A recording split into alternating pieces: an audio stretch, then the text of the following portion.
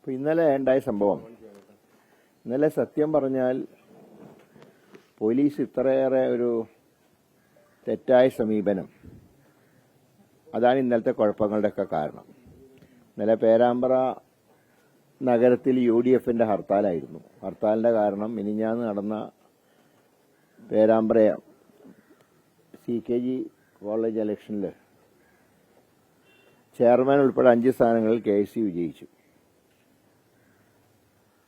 ആ വിജയത്തിൽ ഹാലിളകിയ SFI ആണ് കുഴപ്പങ്ങൾ ഉണ്ടാക്കിയത്. അതിന്റെ പേരിൽ കോളേജിലൊക്കെ ഉണ്ടായ സംഘർഷങ്ങളാണ് ഇന്നലെ ഹർത്താലിലേക്ക് വഴിവെച്ചത്. ഇന്നലെ കാലത്ത് 6 മണി മുതൽ 5 മണി വരെയായിരുന്നു, വൈകുന്നേരം 5 മണി വരെയായിരുന്നു ഹർത്താൽ. ആ ഹർത്താൽ കഴിഞ്ഞ ഉടനെ CPM-ന് പ്രകടനം നടത്താൻ അനുവാദം കൊടുത്തു. അത് തന്നെ ശരിയായിട്ടുള്ള സമീപനമല്ല. കാരണം UDF-ന്റെ ഹർത്താൽ കഴിഞ്ഞ ഉടനെ CPM-ന് പെർമിഷൻ കൊടുക്കുമ്പോൾ സ്വാഭാവികമായിട്ടും സംഘർഷ സാധ്യത ഉണ്ടാകും എന്ന് പോലീസ് മനസ്സിലാക്കേണ്ടതായിരുന്നു. പക്ഷേ പെർമിഷൻ കൊടുത്തു. പോലീസ് എസ്കോർട്ടോടുകൂടി തന്നെ അവരെ പ്രകടനം പൂർത്തിയായി 6 മണിക്ക്. പക്ഷെ 6 മണിക്ക് UDF-ന്റെ പ്രകടനം ആരംഭിച്ചപ്പോൾ പോലീസ് തടഞ്ഞു. പറഞ്ഞ കാരണം CPM-ന്റെ ഓഫീസിൽ 50ഓളം ആളുകൾ ആയുധങ്ങളുമായി നിൽക്കുന്നു, നിങ്ങൾ അങ്ങോട്ട് പോരുത്. സ്വാഭാവികമായിട്ടും പ്രവർത്തകർക്ക് വികാരം ഉണ്ടാവുമല്ലോ. കാരണം ഇത്രയേറെ സംഘർഷങ്ങൾക്ക് ശേഷം CPM-ന്റെ പ്രകടനം നടത്താൻ പെർമിഷൻ കൊടുക്കുകയും കോൺഗ്രസിന്റെ UDF-ന്റെ പ്രകടനത്തിനോട് അങ്ങോട്ട് പോകരുതെന്ന് പറയുകയും ചെയ്തപ്പോൾ അതിനെതിരായിട്ട് പ്രതിഷേധം ഉണ്ടായി. ശരിയാണ്. അതിന്റെ പേരിൽ സംഘർഷങ്ങൾ ഉണ്ടായപ്പോൾ അത് തടയാൻ ആണ് ഷാഫി പറമ്പിലും DCC പ്രസിഡന്റും അങ്ങോട്ട് ചെന്നത്. അവർ കൊയിലാണ്ടിയിൽ ഇപ്പോൾ ഞാൻ നേതൃത്വം നൽകുന്ന ശബരിമല യാത്രയുടെ വിജയത്തിന് വേണ്ടിയുള്ള യോഗം നടന്നുകൊണ്ടിരിക്കുകയാണ്. ഈ വിവരറിഞ്ഞപ്പോഴാണ് യോഗം നിർത്തിവെച്ച് അവരങ്ങോട്ട് ചെല്ലുന്നത്. അതിനുശേഷമുള്ള സംഭവങ്ങൾ നിങ്ങൾ തന്നെ റിപ്പോർട്ട് ചെയ്തിട്ടില്ല. ഒരു MP-യെ യാതൊരു മര്യാദയും കൂടാതെയാണ് പോലീസ് തല്ലിയത്. ഇന്നിപ്പോൾ ഷാഫി ഓപ്പറേഷൻ കഴിഞ്ഞ് കോഴിക്കോട് സ്വകാര്യ ആശുപത്രിയിൽ ICU-ലാണ്. മാത്രമല്ല ശ്വാസം വിടാൻ പോലും അദ്ദേഹത്തിന് കഴിയാത്ത അവസ്ഥയാണ്. ഒരു ജനപ്രതിനിധി എത്രയേറെ ക്രൂരമായി തല്ലുകയും CPM-ന് പ്രൊട്ടക്ഷൻ നൽകുകയും UDF യോഗത്തിനെ കലക്കാൻ നോക്കുകയും ചെയ്ത പോലീസ് ഇതിൽ ഗുരുതരമായിട്ടുള്ള കൃത്യവിലോപം വരുത്തിയിട്ടുണ്ട്. ബന്ധപ്പെട്ട ഉദ്യോഗസ്ഥന്മാരെ സസ്പെൻഡ് ചെയ്തുകൊണ്ട് ശക്തമായിട്ടുള്ള നടപടി സർക്കാർ സ്വീകരിച്ചില്ലെങ്കിൽ കോൺഗ്രസും UDF-ഉം ഇതിനെ വളരെ ഗൗരവത്തിലെടുത്തുകൊണ്ട് തുടർ സമരങ്ങൾക്ക് ഞങ്ങൾ നേതൃത്വം നൽകും. അതുകൊണ്ട് MP-യോട് ചെയ്ത ഒരു MP-ക്ക് പോലെ ഈ സംസ്ഥാനത്ത് രക്ഷയില്ല എന്നുള്ള ഒരവസ്ഥയാണ് കേരളത്തിൽ ഉണ്ടായിട്ടുള്ളത്. CPM-ന് എന്തും ചെയ്യാം. അവർ ചെയ്യുന്ന ഏത് വൃത്തികേടിനും പോലീസ് പ്രൊട്ടക്ഷൻ ഉണ്ട്. കോൺഗ്രസോ UDF-ഓ ഒരു പ്രതിഷേധം പോലും നടത്തിക്കൂടാ. അത് MP ആണെങ്കിലും MLA ആണെങ്കിലും ഇതൊക്കെയാണ് അവസ്ഥ എന്നതാണ് ഇന്ന് കേരളത്തിന്റെ ഒരു സ്ഥിതിവിശേഷം. പക്ഷേ UDF ഇത് വളരെ ഗൗരവത്തിൽ കാണും. ശക്തമായുള്ള സമരത്തിന് നേതൃത്വം നൽകും. അതുകൊണ്ട് പോലീസ് ഉദ്യോഗസ്ഥന്മാർക്കെതിരെ പ്രത്യേകിച്ച് DYSP ആണ് കുഴപ്പങ്ങളുടെ മുഖ്യ കാരണം. അയാളെ സസ്പെൻഡ് ചെയ്തുകൊണ്ടുള്ള സസ്പെൻഷനിൽ കുറഞ്ഞ ഒരു തീരുമാനം ഞങ്ങൾ അംഗീകരിക്കില്ല. അയ്യപ്പന്റെ സ്വർണം കക്കാൻ സാധിക്കില്ല എന്നാണ് പറയുന്നത്. വിഷയം മാറ്റാനുള്ള ഒരു വഴിയായി അല്ല, അത് ആ വിഷയം മാറില്ലല്ലോ. കാരണം കൊള്ളയല്ലേ നടക്കുന്നത്. 2019 മുതൽ അയ്യപ്പനെ വിഴുങ്ങാത്ത ഭാഗ്യം. ഇനിയിപ്പോൾ പിണറായി 3ാം തവണയാണല്ലോ, 3ാം തവണ അധികാരത്തിൽ വരണമെന്നാ പറഞ്ഞു. 3ാം തവണ പിണറായി അധികാരത്തിൽ വന്നാൽ സ്വാമിയെന്ന് നമ്മൾ വിളിച്ചാൽ അയ്യപ്പൻ പിണറായിന്റെ വയറ്റുന്ന വിളി വെക്കുക. കാരണം ഇനിയിപ്പോൾ അയ്യപ്പനെ മാത്രമേ വിഴുങ്ങാൻ ബാക്കിയുള്ളൂ. ബാക്കി സർവ്വതും വിഴുങ്ങി. സ്വർണം വിഴുങ്ങി. ഗോപുരം പോലെ ഇറക്കി കൊണ്ടുപോയി. ഗോപുരത്തിലെ സ്വർണം പോലും. എന്നിട്ട് സ്വർണം ഉരുക്കി മാറ്റി. എന്നിട്ട് ചെമ്പെടുത്ത് അതിലൊരു കോട്ട് സ്വർണം പൂശി.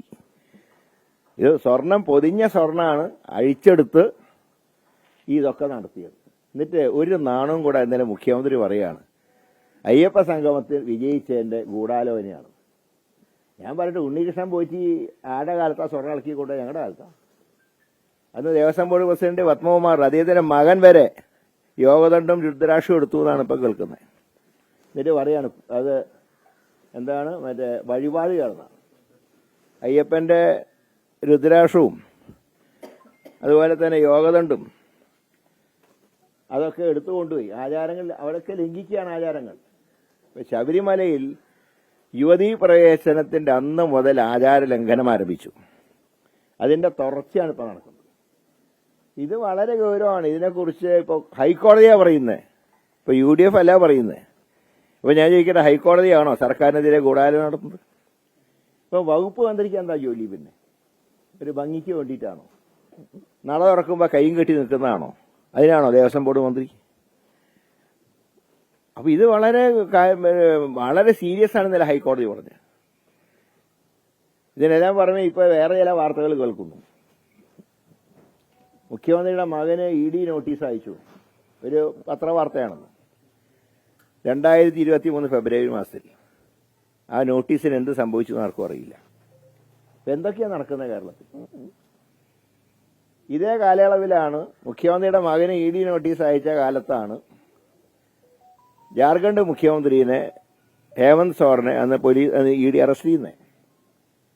2024 പാർലമെന്റ് ഇലക്ഷൻ സമയത്താണ് കേജ്രിവാളിനെ പോലീസ് അറസ്റ്റ് ചെയ്യുന്നത്. ഇവർ രണ്ടുപേരും ഇന്ത്യ സഖ്യത്തിലെ മുഖ്യമന്ത്രിമാരാണ്. ഇതേ സഖ്യത്തിലെ മുഖ്യമന്ത്രിയാണ് പിണറായി എന്നുള്ള വെപ്പ്. ഇന്ത്യ സഖ്യം ഇറക്കിയ മുഖ്യമന്ത്രിയാണ് ലിസ്റ്റിൽ പിണറായിന്റെ പേരും ഉണ്ടായിരുന്നു.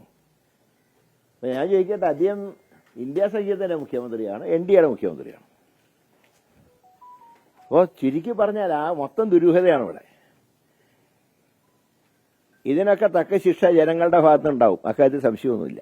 അപ്പോൾ ഈ സ്വർണ്ണക്കൊള്ള, ശബരിമല സ്വർണ്ണക്കൊള്ള, കേരളത്തിലെ ക്രമസമാധാന തകർച്ച, ജനപ്രതിനിധികൾക്ക് പോലും രക്ഷയില്ലാത്ത അവസ്ഥ, ഇതൊക്കെയാണ് കേരളത്തിലെ അവസ്ഥ. ഇതിനെതിരായിട്ടുള്ള ശക്തമായിട്ടുള്ള നടപടികളുമായി UDF മുന്നോട്ട് പോകും. ഞങ്ങളിപ്പോൾ ശബരിമലയുടെ വിഷയത്തിൽ വിശ്വാസ സംരക്ഷണ യാത്ര 5 മേഖല യാത്രകൾ നടക്കുകയാണ്. അവിടെ ഞങ്ങൾ മറ്റൊരു വിഷയം ഫോക്കസ് ചെയ്യില്ല. അവിടെ ഞങ്ങൾ ഫോക്കസ് ചെയ്യുന്നത് ശബരിമലയുടെ സ്ഥിതി മാത്രമാണ്. മറ്റ് രാഷ്ട്രീയ കാര്യങ്ങളൊക്കെ പിന്നെ മറ്റ് രാഷ്ട്രീയ യോഗങ്ങളുണ്ടാവും. പക്ഷേ ഈ യാത്രയിൽ ശബരിമലയിലെ സ്വർണ്ണക്കൊള്ളയും അതിനോടനുബന്ധിച്ച കാര്യങ്ങൾ മാത്രം ഫോക്കസ് ചെയ്തുകൊണ്ടാണ് ഞങ്ങൾ മുന്നോട്ട് പോകുന്നത്.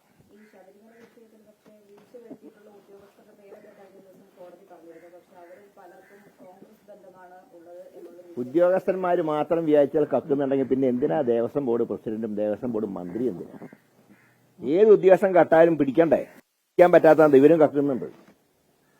ഞാൻ പറഞ്ഞില്ല, ദേവന്റെ സ്വർണം ആരെടുത്താലും അവർക്കുള്ള ശിക്ഷ കിട്ടും.